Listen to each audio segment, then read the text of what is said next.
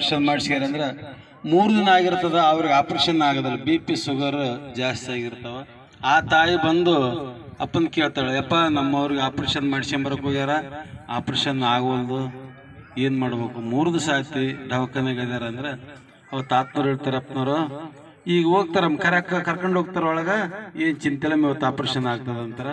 ಅವಾಗ ಆ ತಾಯಿ ಹೊರಗೆ ಬಂದು ಫೋನ್ ಹಚ್ಚಿದ್ನಪ್ಪ ಅವ್ರು ಹೇಳ್ತಾರೆ, ಈಗ ಸದ್ಯ 1-2 ನಿಮಿಷ ಆಗ್ಯದ, ಒಳಗೆ ಕರ್ಕೊಂಡು ಹೋಗ್ಯಾರ, ಆಪರೇಷನ್ ಮಾಡಕ್ಕೆ ಹಚ್ಚಾರ ಅಂತಂದು 10 ನಿಮಿಷದಾಗ ಆಪರೇಷನ್ ಆಗ್ತಂತ ವಾಪಸ್ ಆ ತಾಯಿ ಫೋನ್ ಬರ್ತದ.